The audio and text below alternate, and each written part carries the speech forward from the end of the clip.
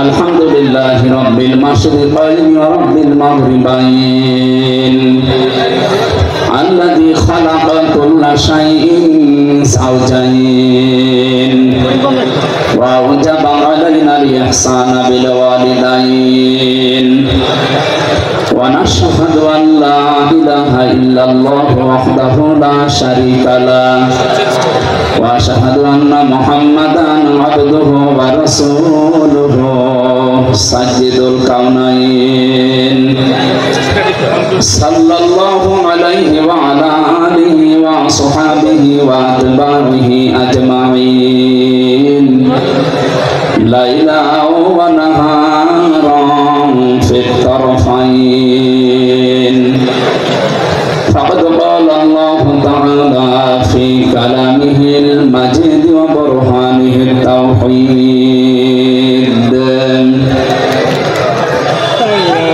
जबान खुले पढ़े ना औज़ु बिल्लाहि मिनश शैतानिर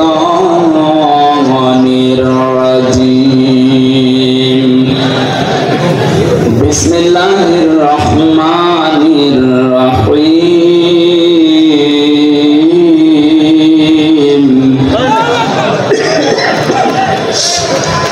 वलक़द ज़रअना लि जहन्नम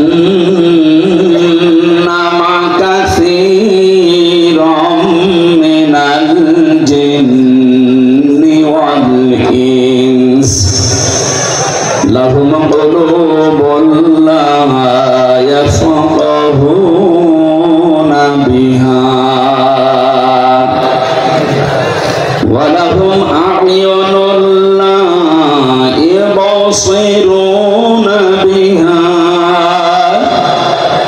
वलहुम आज़ानुन ला यस्मऊना बिहा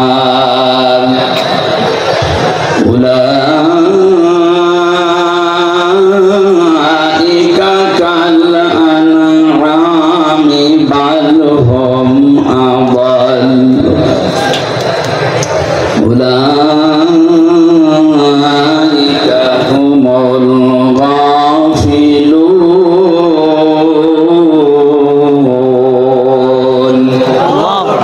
सदक़ता या रब्बना عن أبي هريرة رضي الله تعالى عنه قال قال النبي صلى الله عليه وسلم من قرأ القرآن فاستظهره فحل حلاله وحرم حرامه أدخله الله الجنة وشفعه في 10 من أهل بيته كلهم قد وجبت له النار رواه ابن ماجه وما زادهم إلا إيمانا وتسليما اللهم صل على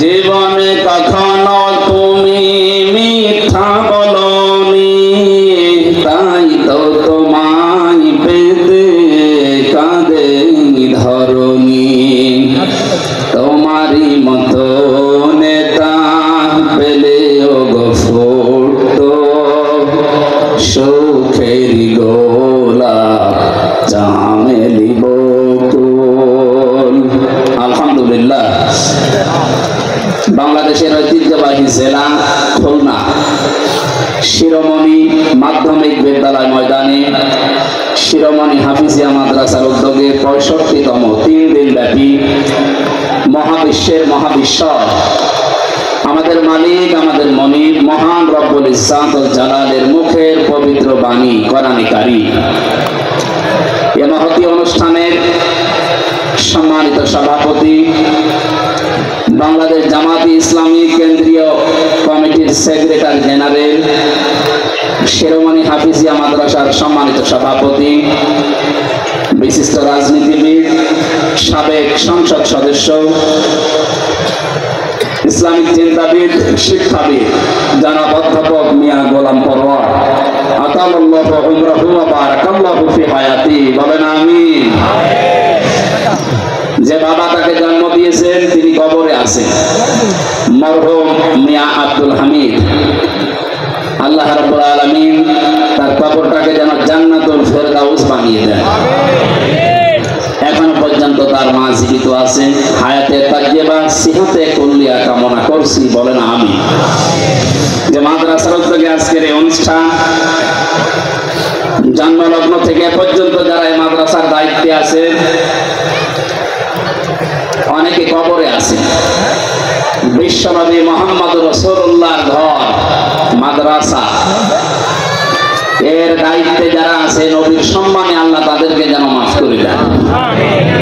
বিশ্বনবীর খাদেম এই পরিচয় নিয়ে হযরতে ওমর বিশাল একটা ফায়দা তিনি নিয়েছিলেন। আমি তার জীবনীতে পড়েছি, তিনি সন্তানকে মাদ্রাসায় দিলেন। ওই সময় প্রধান বিচারপতির দায়িত্বে ছিলেন হযরতে আলী রাদিয়াল্লাহু তাআলা আনহু। তিনি তার সন্তানটাকে দিলেন মাদ্রাসায়, হযরতে হুসাইন। বারবার কলম ফেলে দিচ্ছে টেবিল থেকে আর বলছে আমাকে তুলে দাও, তুলে দাও। তিনবার তিনি তুলে দিলেন।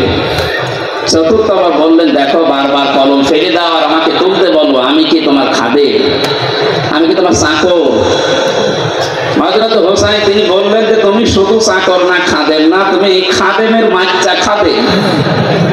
একটা প্রধান বিচারপতির ছেলেকে যদি বলা হয় যে তুমি খাদেম না, তোমার বাপও খাদেম, ওর মাথা তো এমনি খারাপ হয়ে যাওয়ার কথা।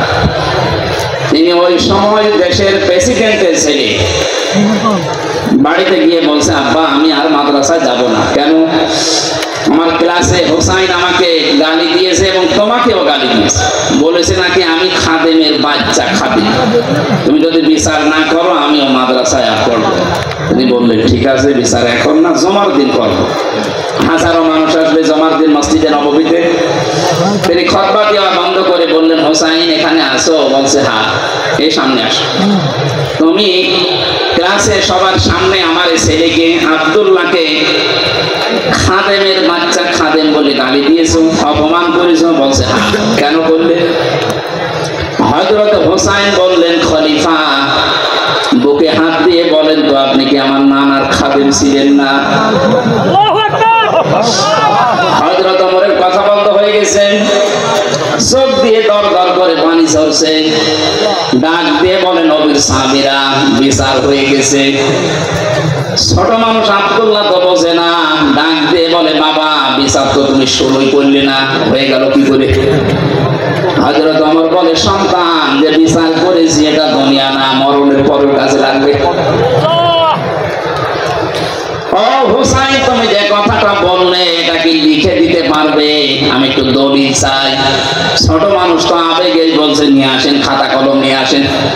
কাগজ নিয়ে এসেছে, খেজুর পাতা, মানে লিখে দিলেন, ওমর আমার নানার খাদেম ছিল, আমি দেখেছি, ইতি হুসাইন ইবনে আলী, সই করে দিলাম। যা কাগজটা হাতে নিয়ে হযরত ওমর সুমা খেলেন, চোখে মুখে লাগিয়ে বললেন, নবীর সাহাবীরা আমি যখন মারা যাব এই কাগজটা আমার কাফনের ভেতরে দিয়ে দিও।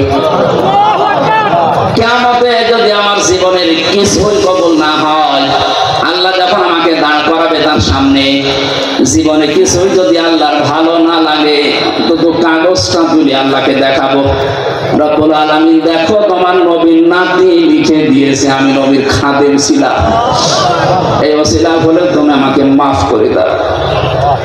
জান্নাতের গ্যারান্টি তিনি জীবিত অবস্থায় পেয়েছিলেন, তারপরও এই চিন্তা ছিল তার। নবীর এই ঘরের দায়িত্ব 65 বছর যারা পালন করছে, অনেকে কবরে আছে, ওরাও হযরতে ওমরের মতো একটা কিছু নিয়ে আল্লাহর সামনে দাঁড়াতে পারবে।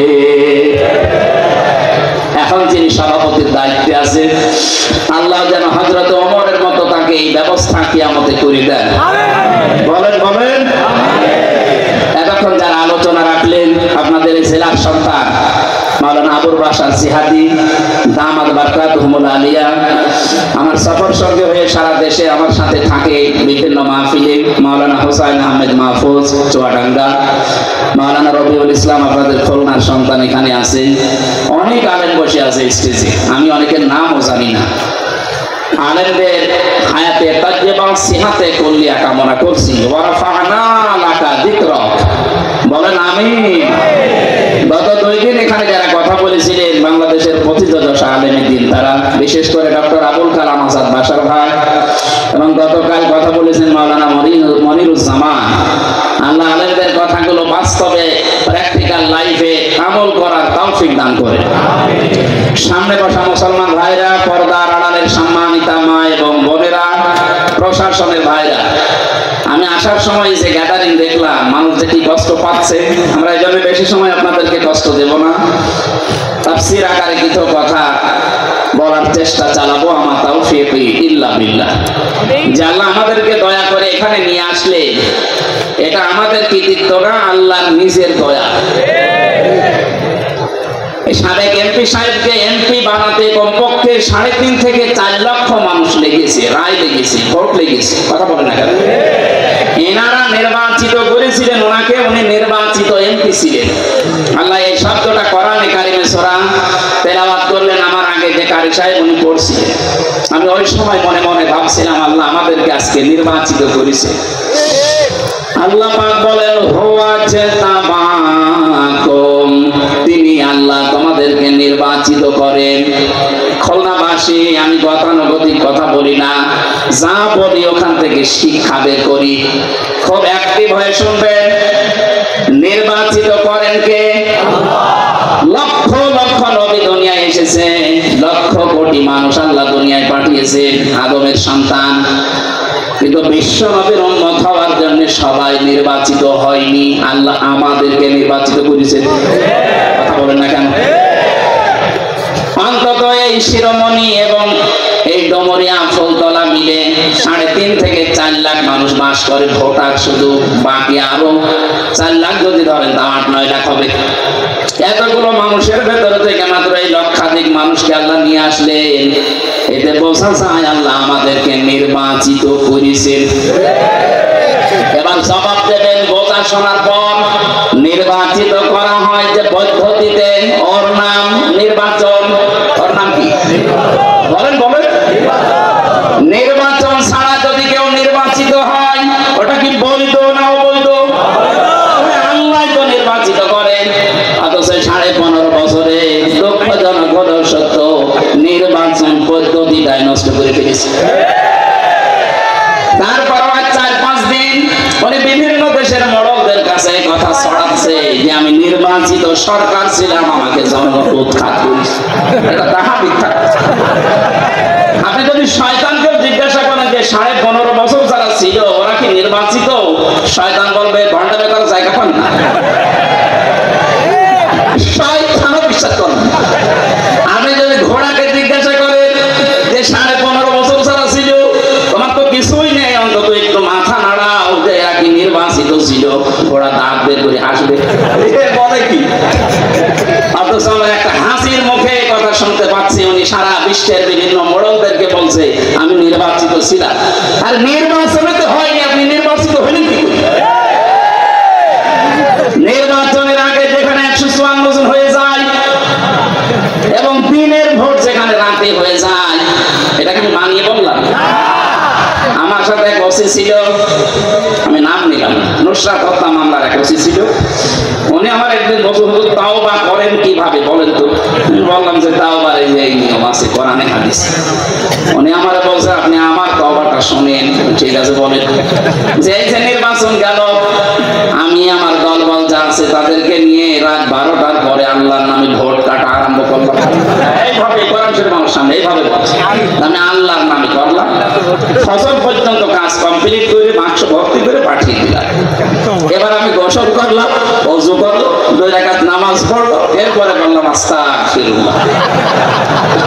আমার এই তাওবা কি হয়েছে? আমাকে তাওবা বলে আপনি কি দোষ আল্লাহর কাছে করেছেন যে আল্লাহকে বলছেন আস্তাগফিরুল্লাহ? আপনি দোষ করেছেন হামজার কাছে। আমার মতো 3.5 লাখ 4 লাখ হামজা এই রায় দেওয়ার কথা ছিল, আপনি নিজেই দিয়ে দিলেন। এই কথা বলছেন কেন? এটা কি শুধু ওসি একা দিয়েছে না সারা দেশের অবস্থা এক? তাহলে আপনি দিনের ভোট রাতে করে ফেলেছেন, তারপরও বলেন আমি নির্বাচিত। আপনি লজ্জা করে না?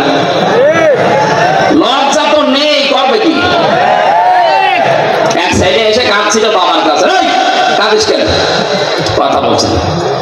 কাঁদিস কি বলবি তো, মন খারাপ করে বল কাঁদিস কি, সমস্যা কি?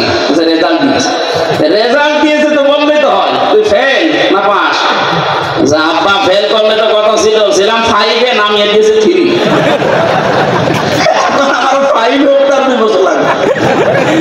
চাকরিটা করে গেলে আমি বাকিটা না নাই বললাম, কি বলবা? 5-এ ছিলেন, 3 নেমে গেছে। আজকে বাংলাদেশের অবস্থা এই, আপনারা 5-এ নেই, এখন 5-এ উঠতে আপনাকে এখনো 2 বছর পড়াশোনা করা লাগবে।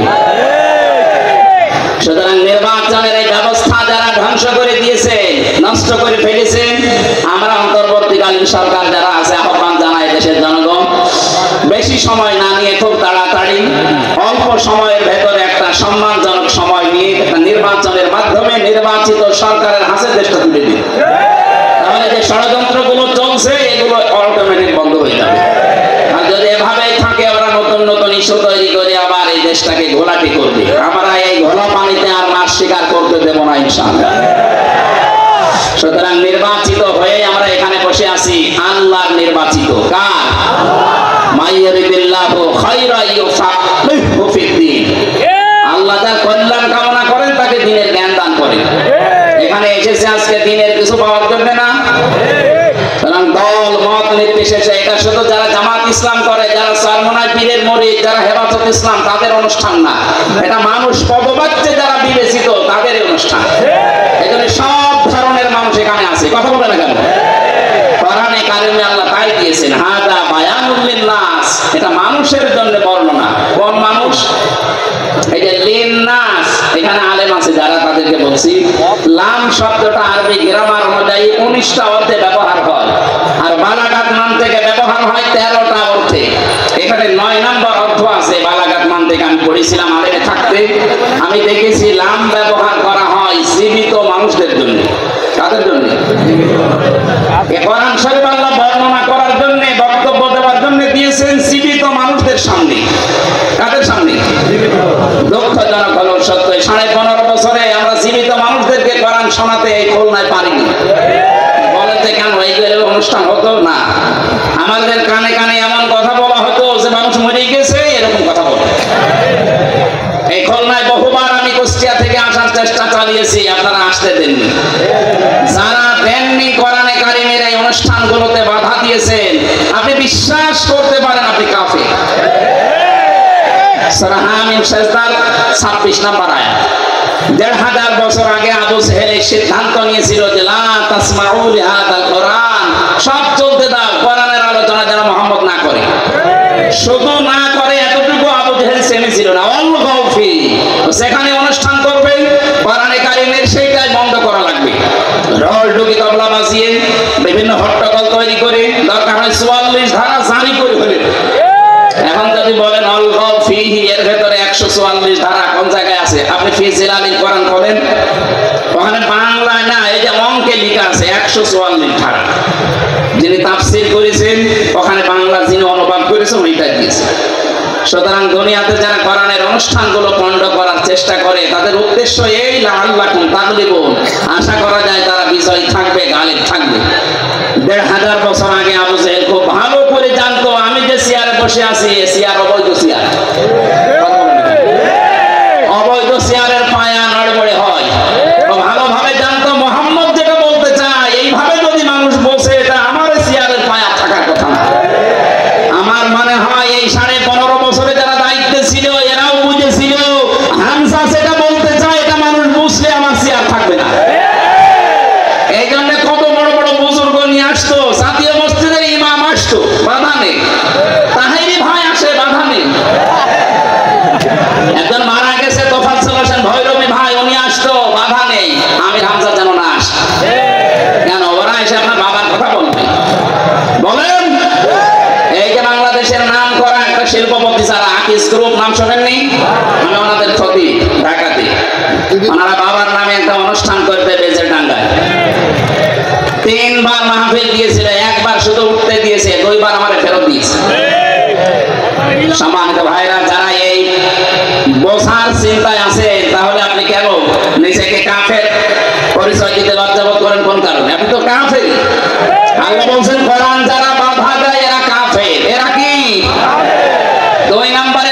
শুনতে আসে, বিশ্বাসও করে, কিন্তু যখন দেখে না এই কাজ কারবার তো আমার সাথে মেলে না, তখন আস্তে করে পেছন দিক থেকে কেটে পড়ে। আল্লাহ বলেন এগুলো মুনাফিক। সূরা নিসা 5 নাম্বার পারা 7 নাম্বার পৃষ্ঠার প্রথম নাম্বার লাইনের 61 নাম্বার আয়াতে আছে এই তথ্যগুলো। যারা কোরআন শুনতে আসে, বিশ্বাসও করে, কিন্তু কিছুক্ষণ পরে যখন তার প্র্যাকটিক্যাল লাইফে মেলে না তখন চলে যায়, এগুলো মুনাফিক। দেখেন কোনটা ওঠে। প্রসাব পায়খানা আর বিড়ি খাওয়ার জন্য গেলে যাবে, কারণ এই জেলাতে বিড়ি তৈরি হয়। এটা বাদ দিয়ে ভালো লাগছে না এই বলে যদি কেউ চলে যায়, ও কি বলেন বলেন? আমার মনে হয় অন্তত এই 3টা কারণ ছাড়া আর কেউ যাবে না। 3 নম্বরে কোরআন শুনতে আসে যারা, তারা মুমিন। তারা কি? সূরা আনফালের 2 নাম্বার আয়াতে আল্লাহ তাদের পক্ষে এমন একটা সুন্দর কথা জানিয়েছেন, আপনি একটু মিলাবেন। আজকে জন্মের পর থেকে আপনি শুনেছেন না, ওভাবে আধুনিক ভাবে শুনেন। ইন্নামাল মুমিনুনা আল্লাযীনা ইযা যুকিরাল্লাহু ওয়াজিলাত কুলুবুহুম ওয়া ইযা তুলিয়াত আলাইহিম আয়াতুহু যাদাতুহুম ঈমানা ওয়া আলা রাব্বিহিম ইয়াতাওয়াক্কালুন। বলেন আল্লাহু আকবার। আল্লাহ পাক বলেন আমার দৃষ্টিতে, কার দৃষ্টি? আরো জোরে বলেন। আপনি নিজের সাথে এবার মিলাবেন। খুলনা বিভাগের মানুষের আমরা নিজেদেরকে সবচেয়ে বেশি ভালোবাসি অন্যান্য বিভাগের চাইতে, কারণ এই বিভাগে আমার জন্ম। আমি খুলনার নিজেদেরকে বাইরের যখন জেলাতে যাই, বাইরের দেশগুলোতে, বাড়ি কোথায় হয়তো কুষ্টিয়া, চুয়াডাঙ্গা, মেহেরপুর বলে চেনে না, জানি খুলনা বলা লাগে। আমি আপনাদের সন্তান হিসাবে ভালোবাসা আপনাদের উপরে বেশি আছে, এই দাবি নিয়ে বলছি। আমি চাই না আপনি জাহান্নামী হয়ে যান। আপনি মিলান তো। আল্লাহর দৃষ্টিতে মুমিন তারা যাদের সামনে আল্লাহর নামগুলো উচ্চারণ হলে তাদের কলিজা কেঁপে ওঠে। ভয়ঙ্কর কাজ করেছে আপনার এই জেলা আর এখানে বাড়ি। আমি নাম শুনেছিলাম রিমান্ডে থাকাকালীন, ইমরান হোসেন ইমন, নাকি তার নাম শেখ ইমরান হোসেন ইমন। এই মানুষটা যাদেরকে নিয়ে আসতো অফিসার হিসাবে, তারা আল্লাহ পর্যন্ত ভুল ধরতো। হাফিজ সাহেবের বড় ছেলে যেটা ডাক্তার শেখ মহিউদ্দিন সাহেব 4 বিয়ে করেছে, হারাম কাজ করেছে।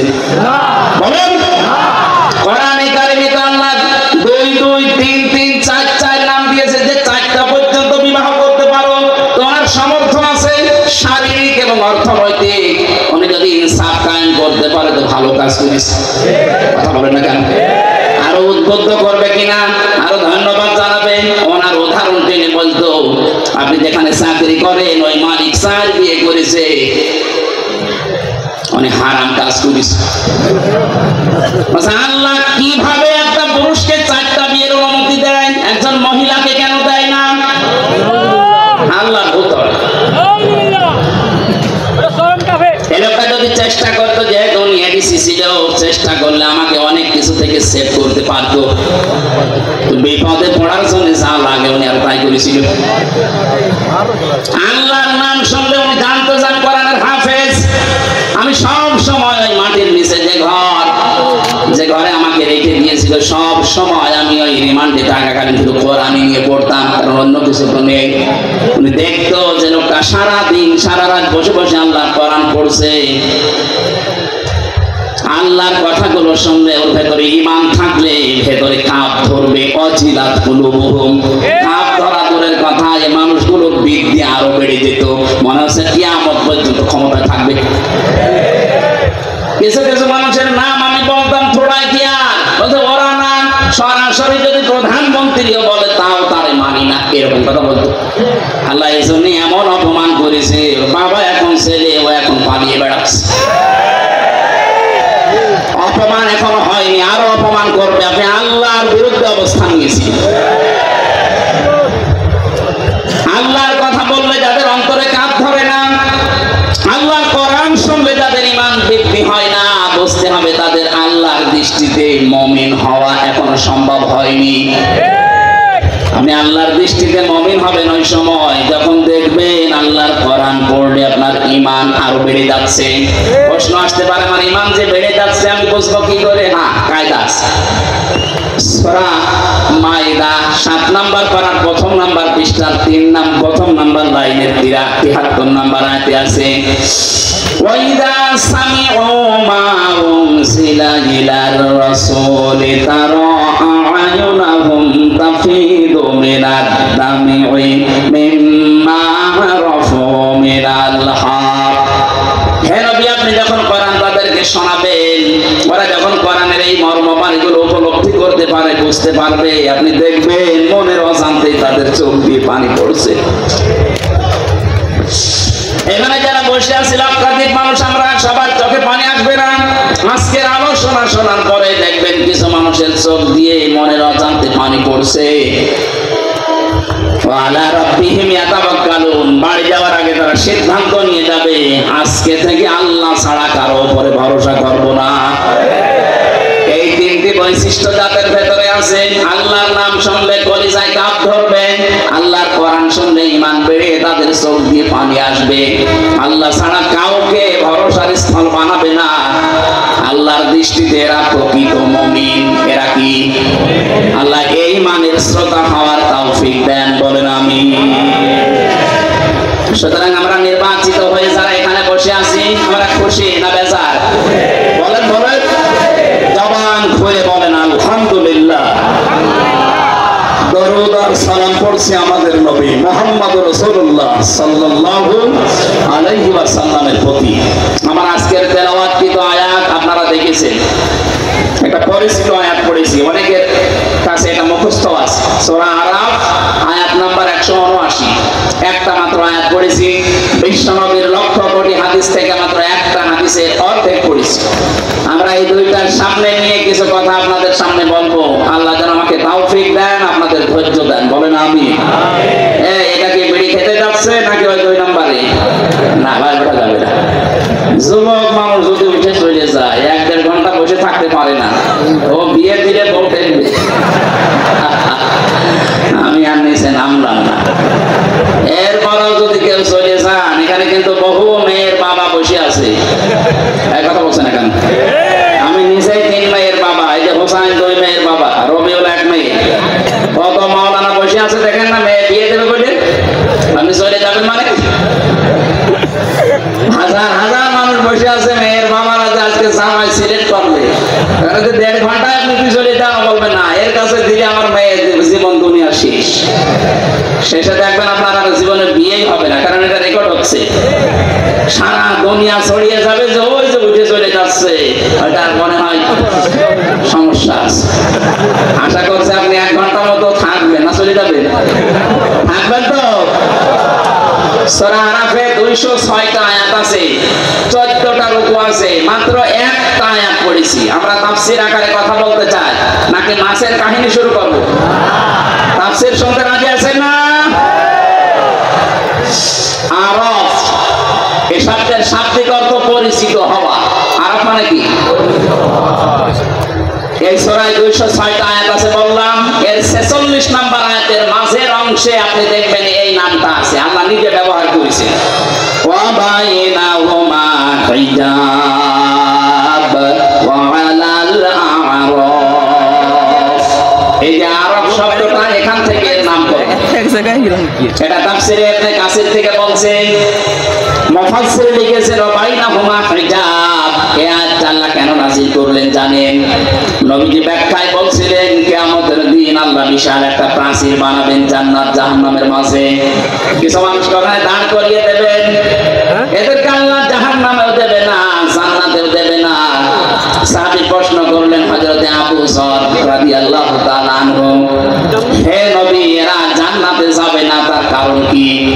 বিশ্বনবী জানিয়েছেন এরা জান্নাতে যাবে না এই কারণে মানুষগুলোর সব কাজ দুনিয়ায় ভালো ছিল, শুধু মা বাবার সাথে খারাপ আচরণ করত। এরকম আল্লাহর ওলি এখানে বসে নেই। কথা বলেন, আপনার পায়ে ধরে বলছি, আপনি এখনই শুধরান, এখনই থামেন। তাম দুনিয়া ভর্তি নেকি নিয়ে আপনি হাসিল হবেন কিয়ামতে, কিন্তু মা বাবার মনে যদি বৈধ কোনো কারণে কষ্ট দিয়ে পাবেন না। নবীজি জানিয়েছেন হুমা জান্নাতুকা হুমা নারুকা, মা বাপ তোর জান্নাত, মা বাপ তোর জাহান্নাম। সুতরাং আমাদের আমল যদি কাজ যদি এরকম কারো থেকে থাকে সেজন্য এক্ষুনি পাল্টিয়ে যায়। কথা বলে না কেন? আর আমি যতদূর লেখাপড়া করেছি, আমি বাস্তবতা যতটুকু দেখছি, আমার বয়স অল্প আপনাদের চাইতে, আমার এখন 33 বছর, কিন্তু বাস্তব অভিজ্ঞতা আপনাদের অনেকের চাইতে আমার বেশি আছে। মানে আমার মতো ঘোরা ঘুরে আমার মুরব্বী জীবনে করেনি। আমি যত জায়গায় গেছি বাংলাদেশ সহ বিশ্বের, মুরব্বী এত বছর বয়স মনে হয় অত জায়গার নামও শোনেনি। আমরা রাতের বেলা চলাফেরা করা মানুষ, রাতের বেলা আমরা দেখি তিনটা জিনিস দেখি, দেখা যায় রাস্তায় একটা বক্তা, একটা কুত্তা আর একটা পুলিশ। এখন পুলিশ একটু কম পাওয়া যাচ্ছে, কিন্তু বক্তা আর কুত্তা পাওয়া যাচ্ছে রাস্তায়। রাত যত বেশি হয় রাস্তায় পাওয়া যায় হয় কুকুর, হয় বক্তা। কথা বলছে না? পুলিশের নাম বললে আবার রাগ করে, হুজুর আপনি কুকুরের সাথে তুলনা দিলেন। আরে ভাই সে নামে তো আমিও আছি, আমি বক্তার নাম বলিনি। রাতের বেলা তো দেখা এদের সাথেই হয়, তাছাড়া অন্য কেউ তো রাত জেগে থাকে না, তারা তো ঘুমিয়ে থাকে। এখানে বাস্তব অভিজ্ঞতায় আমি বলছি, এই দেশের বহু সংসারে আজ সন্তান জাহান্নামী হয়ে আরাফ নামক প্রাচীরে দাঁড় করা অবস্থায় থাকবে এই দেশে তার বোর কারণে। অধিকাংশ বউগুলো তার আচরণের কারণে সন্তান বাধ্য হয় মা বাবার সাথে খারাপ ব্যবহার করতে। বলেন তিরমিজি শরীফের হাদিস বলছে, হাজারো মেয়ে লোক বসে আছে, মহিলা প্যান্ডেলের এরকম সাইটটা বানিয়েছে এরা, আপনাদের চাইতে 4 ডবল মহিলা বসে আছে। সম্মানিত মা বোনেরা, আপনি যদি মনে করেন যে আমি জান্নাতের গ্যারান্টি দুনিয়া থেকে নিয়ে যেতে চাই, আমি জান্নাতি হতে চাই, জান্নাতের 8টা দরজায় যেন আমার জন্য খোলা থাকে, তাহলে দুনিয়ায় 5টা কাজ মাস্ট বি আপনাকে করাই লাগবে। 1 নম্বরে নবীজি বলেন, যা নাজারা ইলাইহা সাররাতুহু, যখন কোন স্বামী তার স্ত্রীর দিকে তাকাবে সে যেন স্বামীকে খুশি করে। নবীর এই হাদিস আজ বাংলাদেশের 100টা প্রায় 98টা মহিলা মানে না। কথা বলে না কেন? সারাদিনের পরিশ্রান্ত শরীর নিয়ে বাড়িতে আসবে, আল্লাহর কোরআনের ঘোষণা ছিল, আমিন আয়াতিহি আন খালাকালাকুম মিন আজওয়াজিকুম লিতাসকুনু ইলাইহা ওয়া জাআলা বাইনাকুম মাওয়াদ্দাতাও ওয়া রাহমা ইন্না ফি যালিকা লাআয়াতিন লিকাউমিন ইয়াতাফাক্কারুন। সূরা রুমের 21 নম্বর আয়াতে আছে, এটা 21 নম্বর পারার 5 নম্বর পৃষ্ঠার 7 নম্বর লাইনে পাবেন, তাফসীরে ফি জিলালিল কোরআনে আছে। রব্বুল আলামিন বলেন, আমার যত নিদর্শন দুনিয়াতে আছে এর ভিতরে অন্যতম নিদর্শনে আমি তোমাদের থেকে তোমাদের জোড়া বানিয়েছি স্ত্রীদেরকে, যেন তোমরা স্বস্তি শান্তি, শান্তি স্বস্তি এবং নিরাপত্তা সেখানে খুঁজে পাও। তো বাস্তবে আমরা হাজারো স্বামী আজ স্ত্রীর কাছে এই রেসপন্স, এই সম্মান এগুলো না পাওয়ার কারণে বাধ্য হয়ে অন্য জায়গায় লাইন করি। অবশ্য ঠিক, করোনার মানুষ তো বদনাম করে ফেলবে দেখছে। সম্মানিত মা বোনেরা, আপনার স্বামী এখানে বসে আছে, এই ক্যামেরা ওইদিকে মারো তো, যেটা ঠিক করলো দেখেন ও স্ত্রী কি বলে। আজকে একটা ভাত বন্ধ হয়ে যাবে, আমার দিকে ঘোরানো আছে, আমরা কয়েকটা ঝামেলায় আছি, আপনাদের অসুবিধা নেই না। যখন বলেই ফেলেছেন মুখ ফুটে, আমার মনে হয় এরকম কিছু হচ্ছে। স্ত্রীর পক্ষ থেকে এই রেসপন্স, এই আগ্রহ, এই ভালোবাসা, মায়া মহব্বত না পাওয়ার কারণে আজ পরকীয়া প্রেম দিন দিন বেড়ে যাচ্ছে। স্বামী যখন বাইরে থেকে আসবে, আপনি যদি জান্নাতি মহিলা হতে চান, প্রথম নম্বরে আপনার কাজ হবে তাকে আনন্দ দেওয়া। সাররাতুহু ইদা নাজারা ইলাইহা সাররাতুহু, তাকে আনন্দ দেওয়া। সে সেভাবেই হোক, সাজগোজ করে হোক, কথাবার্তা দিয়ে হোক, আবেগ অনুভূতি দিয়ে হোক, দরকার হয় কাকু কুকু দেবেন, অসুবিধা অসুবিধা নেই। স্বামীকে যদি কাকু কুকু দেওয়া লাগে তাও দেবেন, ও যেন অন্তত হাসে। 2 নম্বর, এটা গাবা আনহা হাফিজাতুহু, যখন আপনার স্বামী বাইরে থাকবে ওই সময়টা নিজের শরীর, নিজের সম্ভ্রম, ইজ্জত আপনি হেফাজত করে রাখবেন। দুঃখজনক হলো সত্য যে এখন বিভিন্ন নেতারা ধরা পড়ছে, এদের নাকি রাতের বেলা ঘুম পাড়ানোর জন্য আলাদা মানুষ লাগতো। বলেন নাউজুবিল্লাহ। যারা এদেরকে ঘুম পাড়াতো এরা কারো না কারো বউ। কথা বলে না কেন? আমি নাম ধরি না সহজে, যা দেখতে পাচ্ছি বাধ্য হওয়া লাগছে এদের চরিত্রের বর্ণনা দিতে। একটা মানুষের চরিত্র বলে নবীজি তিন প্রকার মানুষকে সবচাইতে বেশি লানত দিয়েছেন। তার এক নম্বরে যারা বুড়ো জেনাখোর। আরে 15.5 বছরে আমার মনে হয় বুড়ো জেনাখোর বেড়ে গিয়েছিল। 75, 80, 85 বছর বয়স, শরীর চলে না, বাকিটা বললাম না। কথা বলে না কেন? এখন বের হচ্ছে না। তারা সম্মানিত মানুষের জন্য তাদের নাম নিলাম না। কি চরিত্র আপনার! চেহারা দেখলে কাকের মতো মনে হয়, অথচ মুখের সেনা, হাতের সেনা, কলবের সেনার বাকি সেনা আমি নাই নাই বললাম। এগুলো সব এখন বের হচ্ছে। কথা বলেন না কেন? যারা আপনাকে ঘুম পাড়িয়ে রাত 12টা, রাত 2টায় বাড়ি যেত, এরা কারো না কারো বউ। বলেন না কেন? এরা কোনদিন জান্নাত পাবে? ইদা গাবা আনহা হাফিজাতুহু। স্বামী যখন থাকবে না, নিজেকে আপনি পরিশুদ্ধ করে রাখবেন। এটা জান্নাতি মহিলাদের নিদর্শন। এটা হাজারো মেয়ে লোকের ভেতরে পাওয়া যায় না। স্বামী বাইরে গেলে উল্টা পাল্টা মোবাইল নাম্বারে কল দিয়ে এমন এমন কথা বলে সংসার ভেঙে যেতে শেষে বাধ্য হয়। কথা বলে না কেন ভাই? 3 নম্বরে বিশ্বনবী জানিয়েছেন ওয়াতুইনু আলা দীনি সাওজাতিহা। তোমার স্বামী যখন বাইরে দিনের কাজ করবে, এই মহিলা নেককার বলে তাকে সাহায্য করবে। আমার মনে হয় যতটুকু আমি দেখেছি, একামতে দিন যারা এদেশে কায়েম করতে চায় তাদের স্ত্রীগুলো অন্তত এটা একটু মেনে চলছে। আর বাকি যেই বলেন, সে পীর হোক আর ক্ষীর হোক আর আলেম হোক, অধিকাংশ যারা একামতে দিনের এই কনসেপ্টটা নিজের ভেতরে আনতে পারে না, তাদের পরিবারে 100 ভাগে 98 ভাগ অশান্তি। আপনি খোঁজ খবর নিয়ে দেখবেন। আমি যতটুকু পেয়েছি এটা বললাম।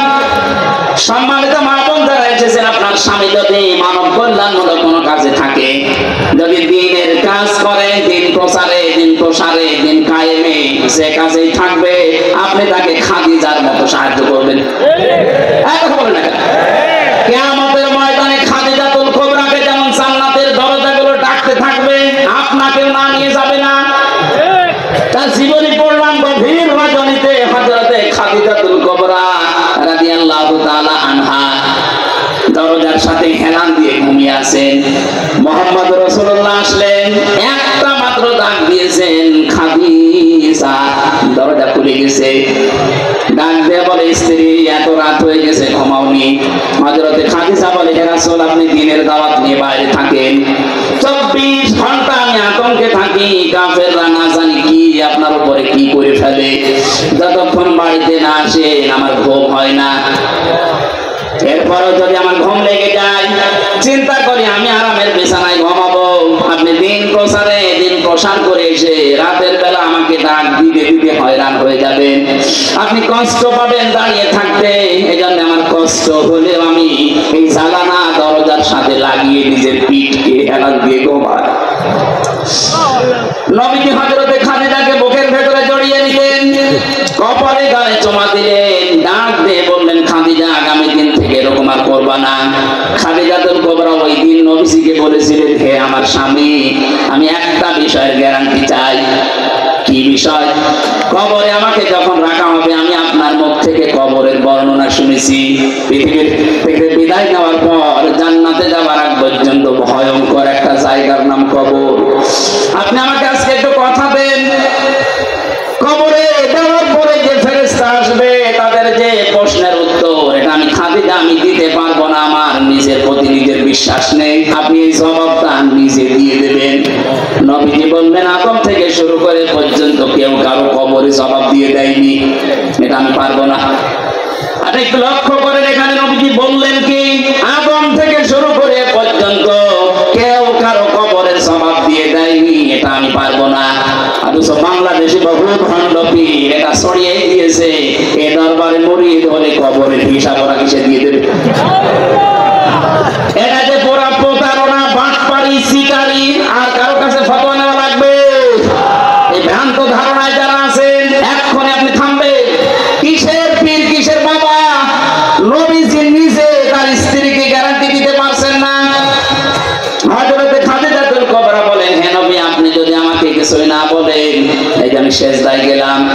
আমার মালিক যখন কিছু না জানাবে ততক্ষণ আমি সেজদা থেকে মাথা তুলবো না।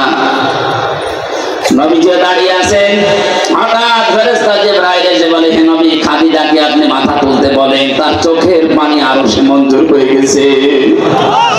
আল্লাহ রাব্বুল আলামিন নিজে আপনাকে অর্ডার দিয়েছেন, খাদিজার প্রশ্নের জবাব আপনি দিয়ে দেবেন। নবীজি বললেন, কি বলো জিবরাইল? আমি আজ পর্যন্ত কোনোদিন এই ব্যবস্থা কারো পক্ষে পাইনি, খাদিজার পক্ষে আল্লাহ দিয়েছেন, আপনাকে দেওয়া লাগবে। হযরতে খাদিজাকে ডাক দিয়ে বললেন, মাথা তোলো, তোমার চোখের পানি আরো সে পৌঁছিয়ে গেছে, তোমার কবরের জবাব দেওয়া লাগবে না, আমি নিজে দিয়ে দেবো তোমারটা। হযরতে খাদিজা ওই দিন বলেছিলেন, হে আমার স্বামী, আপনার জন্য এই ঘরটা আমি নয়েজ মুক্ত রাখি, শব্দ, গোলমাল, আওয়াজ এগুলো থেকে আপনাকে আমি শান্তিতে রাখি। ঘরে আসলে আপনার স্বামী বাইরে থেকে যখন আসবে, ঘরটা আপনি শান্ত নির্মল করে দেবেন। খাদিজাতুল কুবরা এই কাজ করার কারণে তার জন্য আল্লাহ একটা জান্নাত ঘর বানিয়ে দিয়েছেন।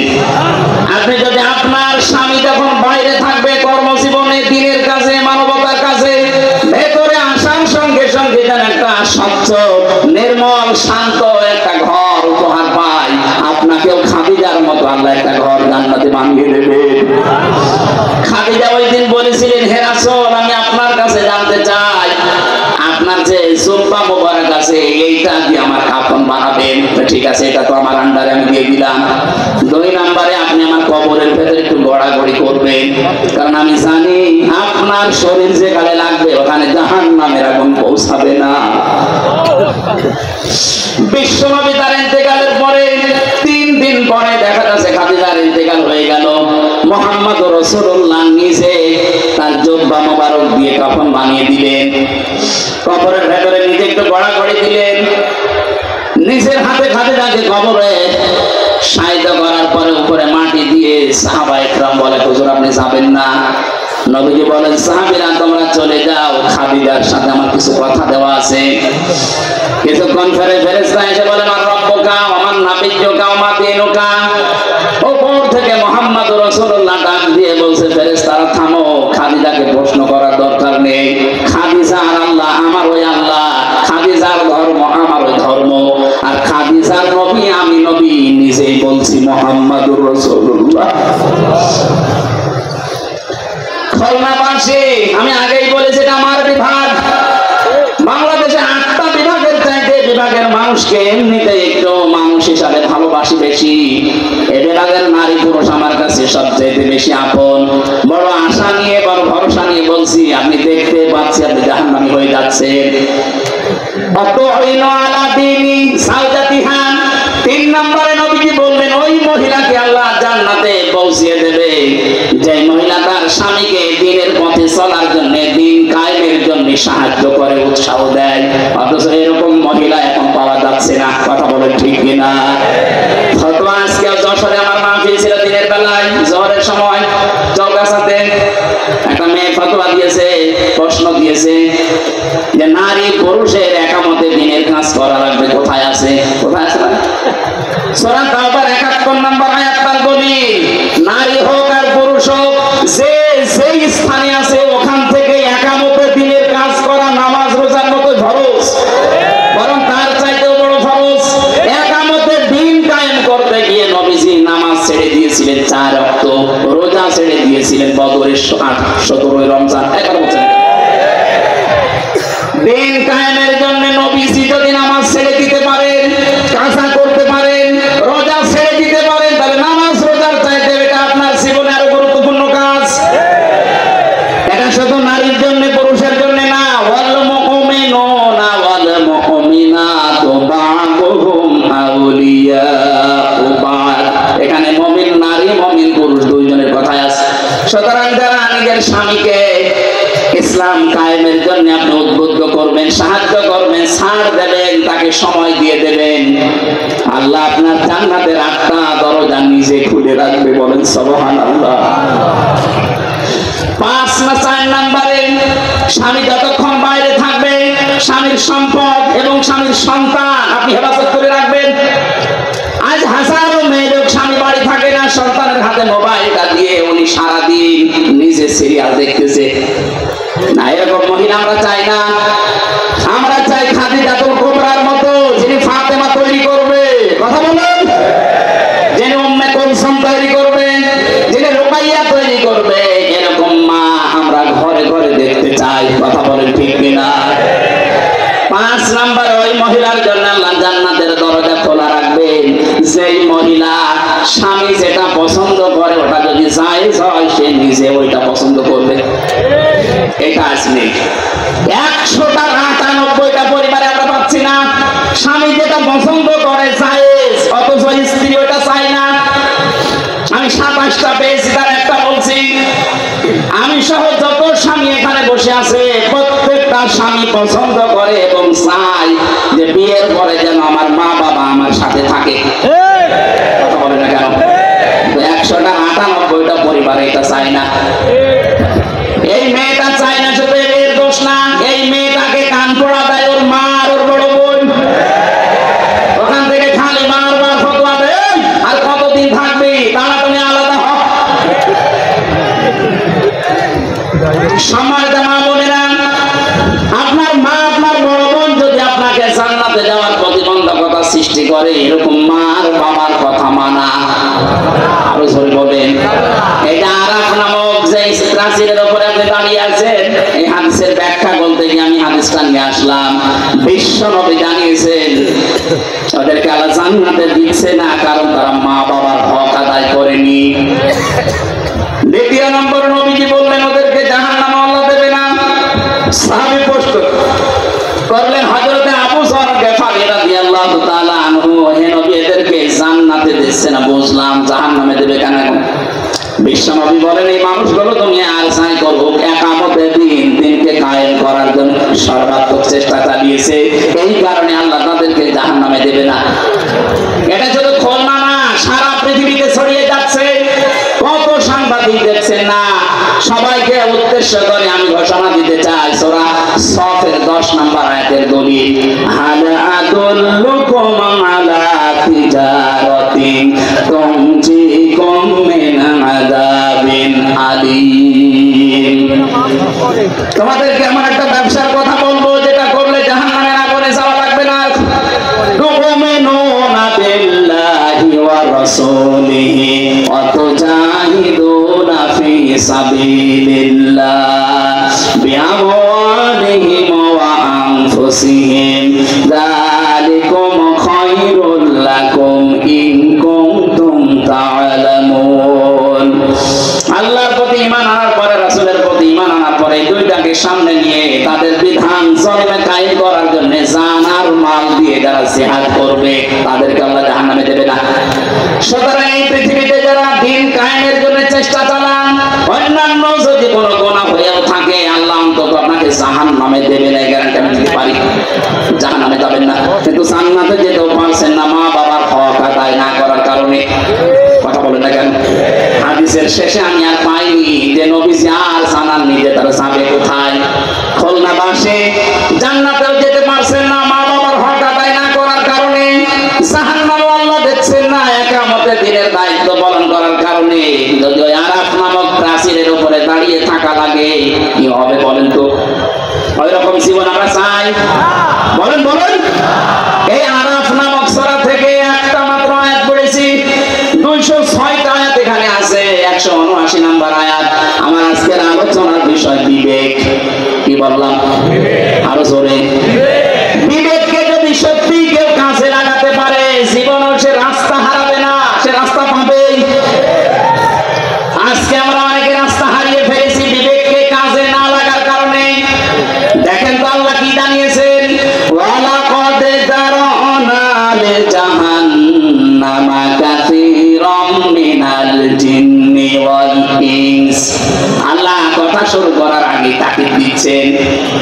আল্লাহ পাক বলেন ওয়ালাকাদ, অবশ্যই, যারানা আমি বানিয়েছি, তৈরি করেছি, লিজাহান্নামা জাহান্নামের জন্য, কাসীরাম মিনাল জিন্নি ওয়াল ইনস অধিকাংশ মানুষ আর জিন জাহান্নামে যাবে এই জন্য বানিয়েছি। প্রশ্ন আসতে পারে তাহলে আমাদের দোষ কি?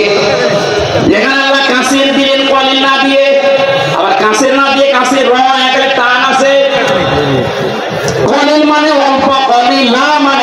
একেবারে অল্প, কাসির মানে অল্প, কাসির কাসির মানে বেশি, কাসির র মানে অনেক বেশি। কত বেশি আমাদের মেধা ধরবে না। আল্লাহ বলেন এত মানুষ আছে জাহান্নামে দেব। আমরা যে প্রশ্নই করে ফেলেছি আল্লাহ, তাহলে আমাদের দোষ কি? আল্লাহ বলেন দোষ আছে। তিনটি ইন্দ্রিয় শক্তি যাদের আছে, এই তিনটা যারা কাজে লাগাবে না, এই মানুষগুলো মাস্ট বি জাহান্নামে যাবে। আর অন্যান্য কারণ আছে অন্য আয়াতে, এই আয়াতে তিনটা পেয়েছি। খুলনাবাসী এখন থেকে আপনি মিলাবেন আপনার ভেতরে এই তিনটা গুণ আছে কিনা। যদি থেকে থাকে এখনই তাওবা করে ভালো হওয়ার নিয়ত করা লাগবে। রাজি আছেন কিনা? হ্যাঁ রাজি আছেন কারা কারা? দেখি লিল্লাহে তাকবীর, লিল্লাহে তাকবীর, লিল্লাহে তাকবীর।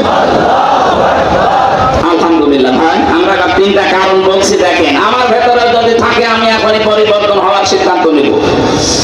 এক নম্বরে লাহুম কুলুবুন লা ইয়াফকাহুনা বিহা, তাদের কলব আছে কিন্তু চিন্তা নেই, উপলব্ধি শক্তি নেই। তাদের যে হৃদয় আল্লাহ দিয়েছেন, এই মানুষগুলো চিন্তা ভাবনা করে না হৃদয় দিয়ে। তাদের বিবেক আল্লাহ দিয়েছেন, বিবেকটা কাজে লাগায় না।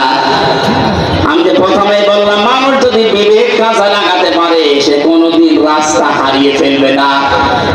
আজ এই সাথী রাস্তা হারিয়ে ফেলেছে শুধু বিবেকটা কাজে না লাগার কারণে।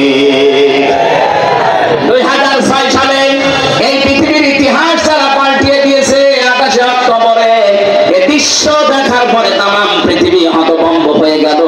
এরপরও আমাদের বিবেকটা কাজে লাগলো না। আপনি চিন্তা করতে পারেন একটা জীবিত মানুষকে পিটিয়ে হত্যা করার পরে তার লাশের উপর একটা মানুষ ড্যান্স দেয়, আর তারা এখন মানবতার গুলি উড়াচ্ছে। 7 সালে আমি যখন ম্যাট্রিক পরীক্ষা দেই, আসছিলাম সিরাজগঞ্জ থেকে, রাস্তার মাঝে দেখলাম একটা মরা কুকুর পড়ে আছে। ড্রাইভার গাড়ি চালিয়ে না দিয়ে পাম দিয়ে ঢুকিয়ে দিল। গাড়ি একটু ঝাঁকি দিয়েছে, ডাক দিয়ে বললাম ড্রাইভার সাহেব আপনি কি করলেন? এখন তো উল্টিয়েছে তো গাড়ি। ড্রাইভার আমার বলছে দেখেন না একটা মরা কুকুর পড়ে আছে, আমি ডবল করে আমার চাকা চালাবো, আমার বিবেক নেই। আমি ওনারে সেই বলেছি আরে ভাই এটা তো মরা কুকুর, এ মানলে কি আর না মানলে কি? ড্রাইভার আমার দিকে আবার ঘুরে বলছে হুজুর আপনি কি আসলে হুজুর নাকি বেশ ধরেছেন? কেন? আপনি দেখছেন একটা মরা কুকুর পড়ে আছে, আমি ডবল করে গাড়ির চাকা চালাবো, আমার বিবেক নেই। বলো ভাই আপনার নাম কি? বলছে সুব্রত। তার মানে উনি হিন্দু মানুষ।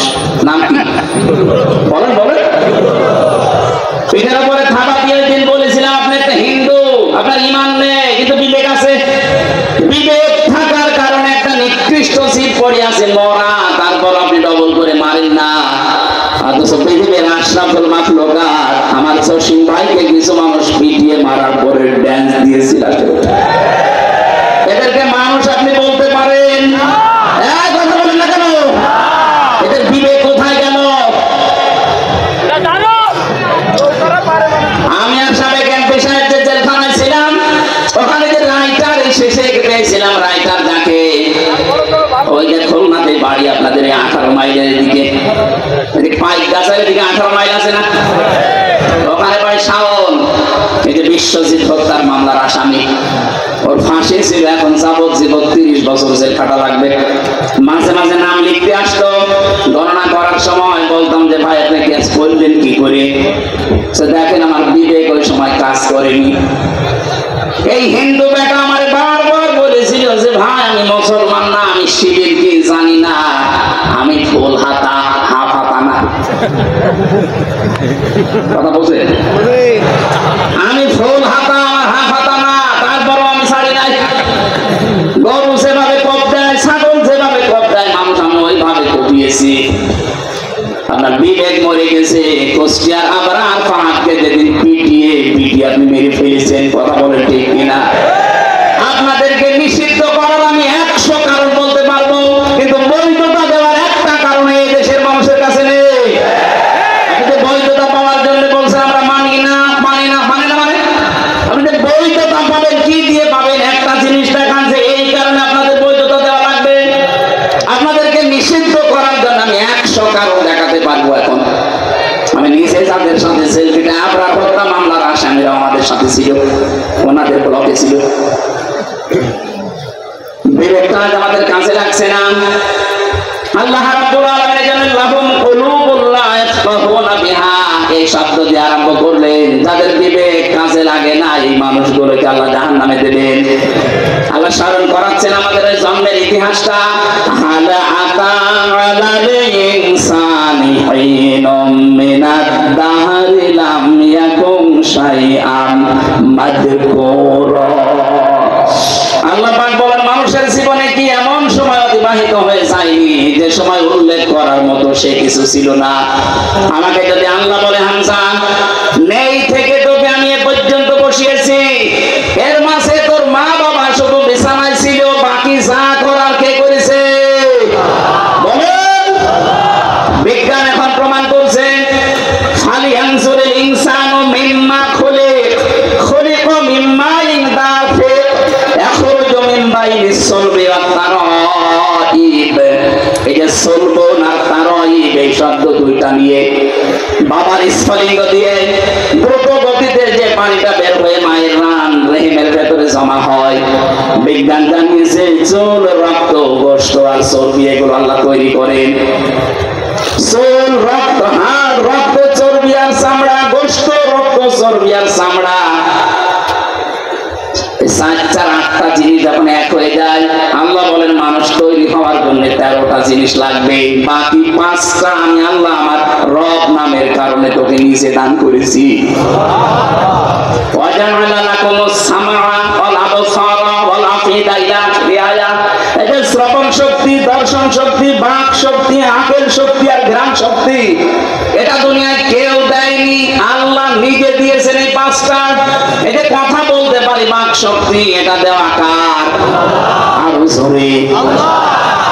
আশ্চর্যের বিষয় 15.5 বছরে আল্লাহর এই দেওয়া বাক শক্তিকে অনেকে রুদ্ধ করে রেখেছিল, কথা বলতে পারি নাই। কথা বলে ঠিক কিনা? অন্তত এখন যারা কথা বলতে পারছি মন খুলে আল্লাহর এই বাক শক্তি দিয়ে জবান খুলে শুকরিয়া আদায় করেন আলহামদুলিল্লাহ। আরো জোরে বলেন আলহামদুলিল্লাহ।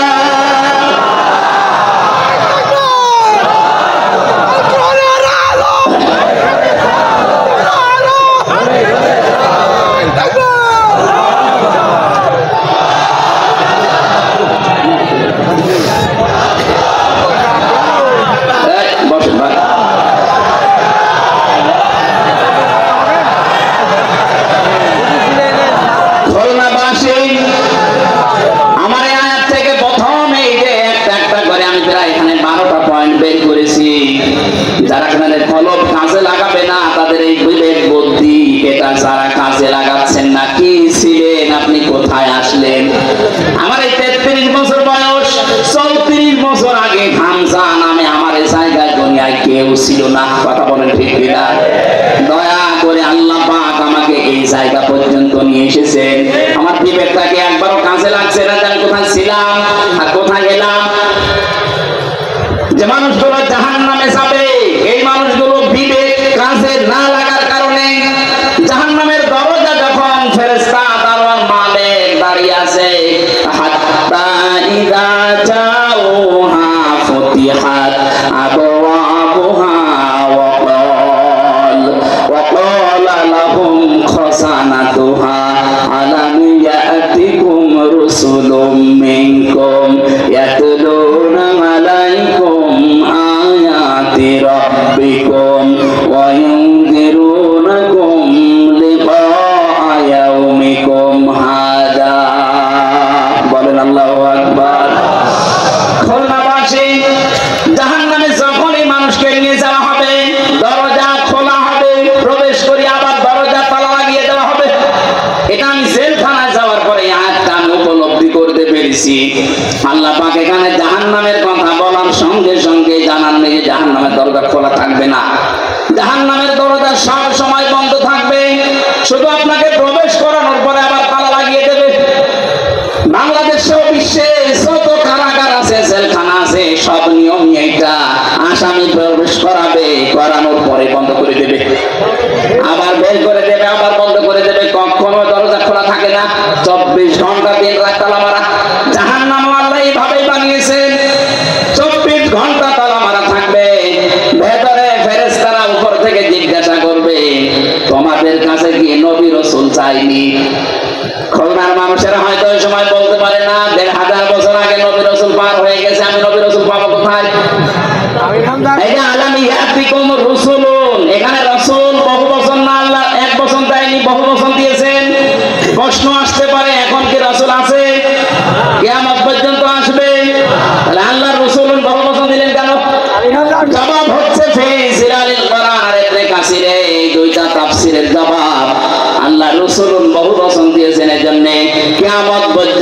নবী রাসূল আসবে না ঠিক, কিন্তু নায়েবে রাসূল আসবে।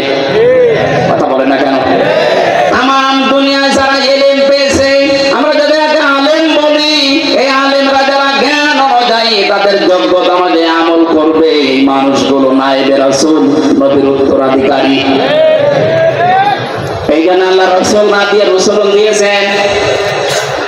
খুলনার মানুষেরা জাহান্নামের দরজার দারোয়ান ফেরেশতা মালিক উনি বলবে, আরে তোদের কাছে নবী আর রাসূল যায়নি, কিন্তু আমির হামজা গিয়েছিল। কথা বলে না? মাওলানা হুসাইন আহমেদ গিয়েছিল। এই জাহান্নামের কথা কি শোনায়নি? এই যে শাস্তি সতর্ক করেনি, ওরা তখন বলবে ক্বালু বালা ক্বাদ জানা নাযীর, আমাদের কাছে সতর্ককারী গিয়েছিল। যে নাম এখন ফেরেশতারা বলবে ওই নামে, হয়তো আমির হামজা বলতে পারে, হুসাইন আহমেদ বলতে পারে, রবিউল ইসলাম বলতে পারে, আবুল বাশার বলতে পারে, যারা আলেম নবীর উত্তরাধিকারী নায়েবে রাসূল তাদের নাম বলা হবে। এই জন্য রাসূল দিয়েছেন।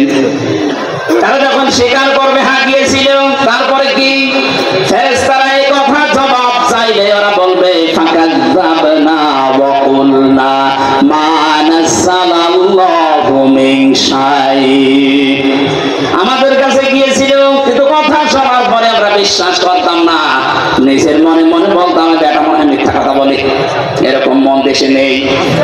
এক কথা বলে না, বলবে যে বেটা মনে হয় মিথ্যা কথা বলে, এরকম কিছু আল্লাহ নাযিল করেনি। আপনি নিচে কোরআন পড়তে পারেন না, বোঝেন না, হামজা বলবে আপনি মানবেনও না। আপনি কি হয়েছেন? কি বলেন, কি হয়েছেন আপনি? ধরা যেদিন খাবেন সেই দিন ধরা এমন জায়গায় খাবেন, শুধরাবেন, সে পদ্ধতিও থাকবে না। তখন আফসোস করে বলবে ওয়াকালু লাউ কুন্না নাসমাউ আও নাকিলু মা কুন্না ফি আসহাবিস সাঈর।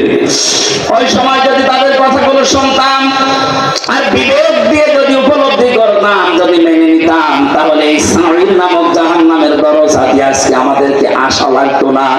ফাতারাফু বিযামবিহিম, তাদের নিজেদের অপরাধ তারা স্বীকার করবে। ফাসফাল্লি আসহাবিস সাঈর, জাহান্নামের সাঈর যেটা তার অধিবাসী, তাদেরকে আল্লাহ বাড়িয়ে দেবে। জোরে বলেন নাউযুবিল্লাহ। খুলনাবাসী আমাদের বিবেক আছে, বিবেক যেন আমাদের কাছে লাগে আজকে থেকে। হামজা তার বাবার কথা বানিয়ে বলছে না, আপনাদেরকে বাঁচার জন্য আয়াতের পারা, পৃষ্ঠা, লাইন, রুকু, সূরার নাম, তাফসীরের নাম সব বলে দিয়েছি। এরপরও যদি কারো বিবেক কাছে না লাগে, আমার মনে হয় ওর বিবেকের উপরে কুকুরে পোশাক করেছে। তারপরও বলছে ঠিক। আশা করছে বিবেকটা কাছে লাগাবেন। বিবেক যদি সত্যি আপনার কাছে লাগে, আপনি রাস্তা পেয়ে যাবেন। কিন্তু যে মানুষগুলো জুলুম করতে করতে মানুষের বিরুদ্ধে অপপ্রচার করে মানুষকে দুনিয়ায় অপরাধী বানানোর জন্য যারা চেষ্টা চালিয়েছে, এদের বিবেককে আল্লাহ মেরে ফেলেন। সূরা আনফালের 23 নম্বর আয়াতে আল্লাহ জবাব দিয়েছেন, ওয়ালাউ আলিমাল্লাহু ফীহিম খায়রান লা আসমা'হুম ওয়ালাউ আসমা'হুম লাতাওয়াল্লাউ ওয়া হুম মু'রিদুন। ওই মানুষগুলো তো শুনবে না, আপনি যতই তাদেরকে শোনানোর চেষ্টা করেন, ওই মানুষগুলো শুনবে না। না শোনার পেছনে কারণে ওদের শোনার মতো যে মন, এইটা আল্লাহ নষ্ট করে দিয়েছে ওদের অপরাধের কারণে। এখানে ফেরাউন যখন ডুবে যাচ্ছিল, ওই সময় কিন্তু শেষ কথা বলছিল এইটা, আন্নাহু লা ইলাহা ইল্লাল্লাযী আমানাত বিহি বানু ইসরাঈল। বলেছিলাম ঈমান আনলাম ওই আল্লাহর উপরে, যে আল্লাহর উপরে ঈমান এনেছে বনি ইসরাইল সম্প্রদায়। আমি তো মুসলমান। আল্লাহ বলেছেন আলান, এখন। তাফসীরে আমি হাক্কানিতে পড়েছি, জবাব দিয়েছেন মুফাসসিরিন ইকরাম, ওকে আল্লাহ পাক জিবরাইলকে কেন বললেন মুখের উপরে কাঁটা লাগিয়ে দাও? এই জন্য বলেছিলেন কারণ লোকটা আল্লাহর একাত্মবাদের ঘোষণা দিয়েছিল, কিন্তু ওই জামানার প্রেরিত পুরুষ যিনি, ওই জামানার নবী রাসূল যিনি হযরতে মূসা, তাকে সে স্বীকার করেনি। বাংলাদেশে আমি আয়াতটা মিলিয়ে দেখলাম, অনেকের জীবনের সাথে মিলে যাচ্ছে। ফেরাউন ঘোষণা দিয়েছিল আল্লাহর কার, বলেন বলেন, কিন্তু ওই জামানা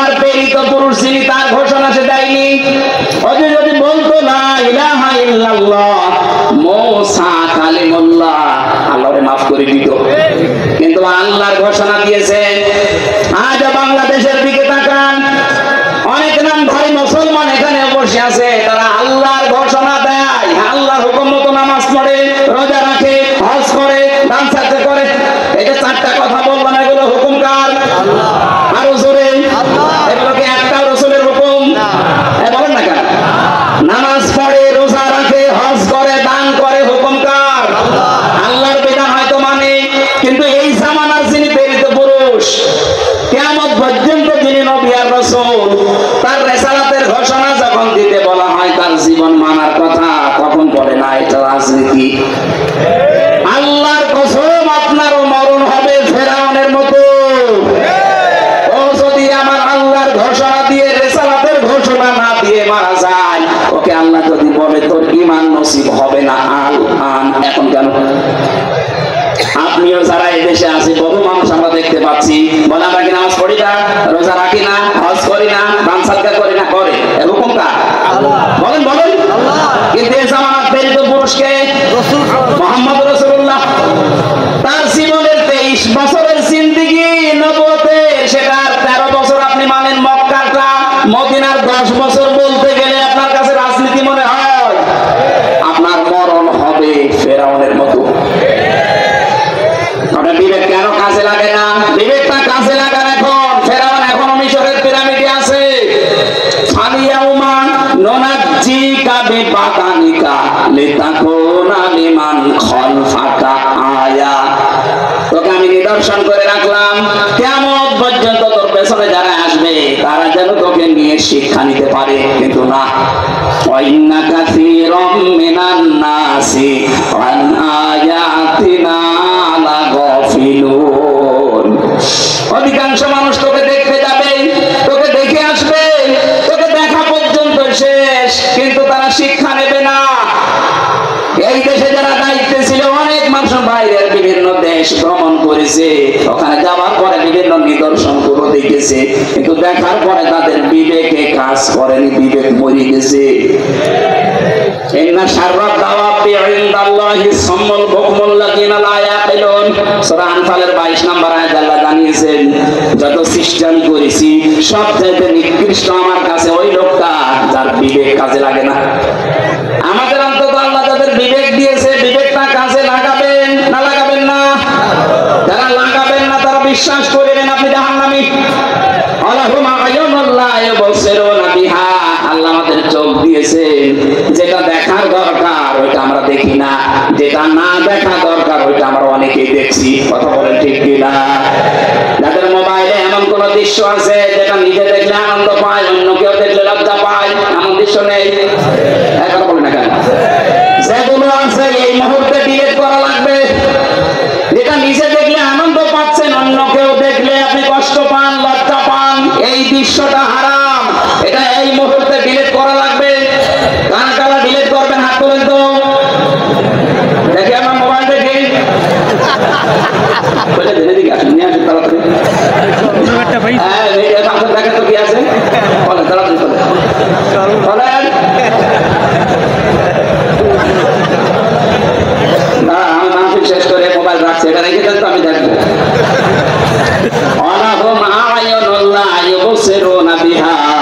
আপনার চোখ আছে কিন্তু আপনি না দেখার ভান করেছিলেন।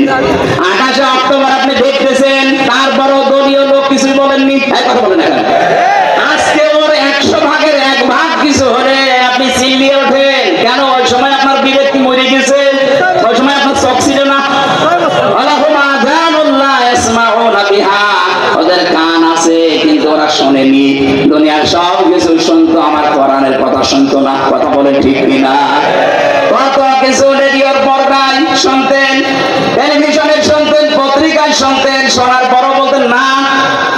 খালি বিভিন্ন রকমের মিথ্যা ট্যাগ দিয়ে আপনি সব সেটে যেতেন। আপনার বিবেকটা, এই কানটা, চোখটা কি করেছিলেন? এই 3টি ইন্দ্রিয় শক্তি যারা কাজে লাগায় না, উলাইকা কাল আনআম। আল্লাহ বলেন এগুলো মানুষ না, চতুষ্পদ জানোয়ার। বালুহুম আদল, তার চাইতেও নিকৃষ্ট। বলেন নাউজুবিল্লাহ। উলাইকা হুমুল গাফিলুন, তারা গাফিল।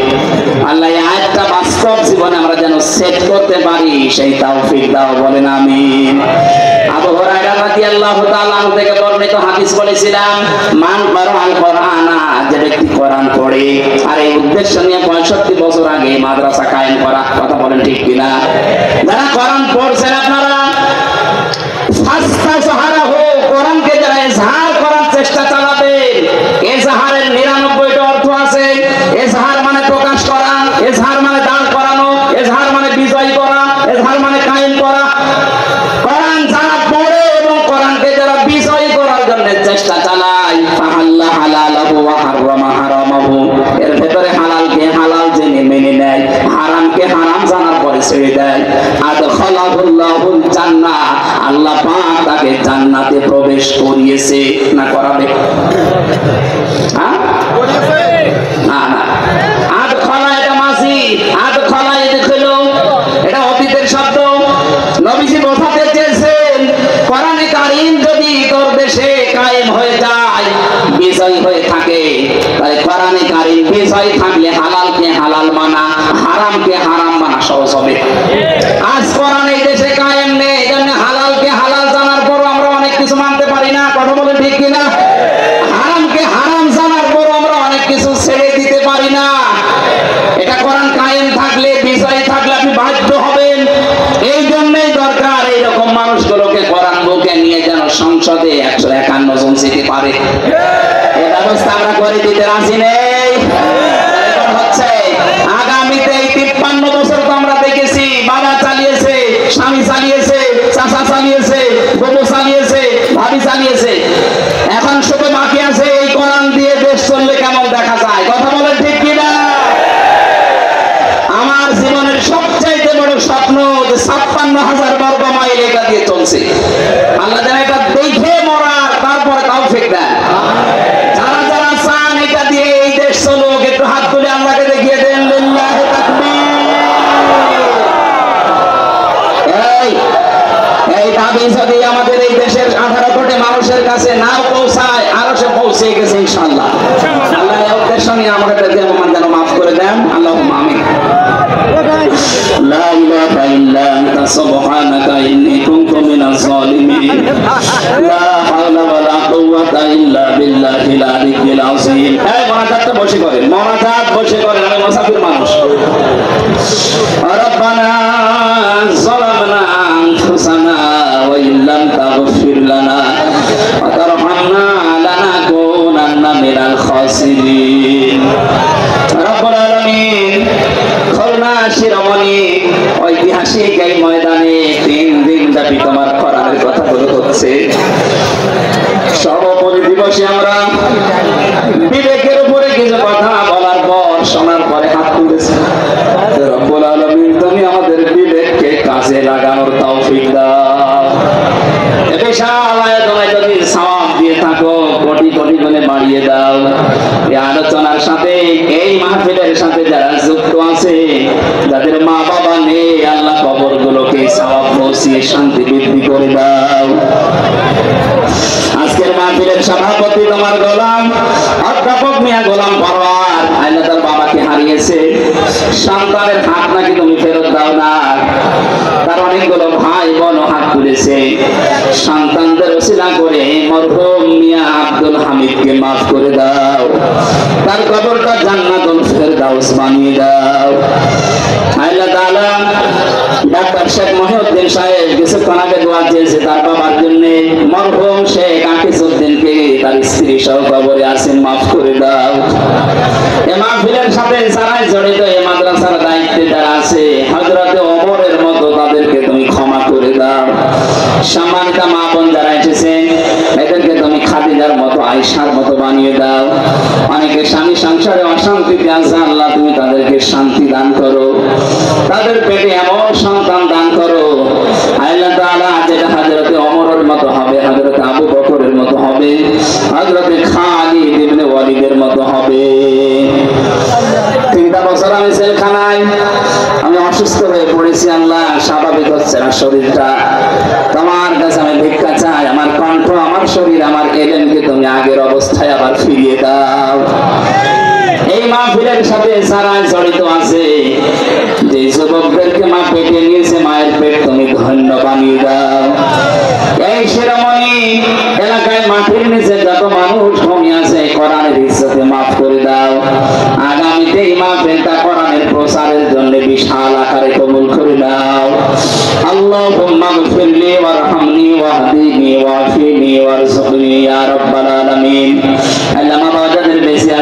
সহি সালামতে রাখো, সুস্থ রাখো। আমার সফর সঙ্গে মাওলানা হুসাইন তার বাবাকে হারিয়ে ফেলেছে ছোট বয়সে, আল্লাহ তার বাবার কবরটা তুমি জান্নাত বানিয়ে দাও। বারাকাল্লাহু লানা ওয়া লাকুম ফিল কোরআনিল আযীম। কখন কার কাছে আজরাইল আসে জানি না, যখনই আজরাইল আসবে একবার হলেও যেন পড়তে পারি লা ইলাহা ইল্লাল্লাহু মুহাম্মাদুর রাসূলুল্লাহ। আসসালামু আলাইকুম। আমার লিখিত বই আছে কয়েক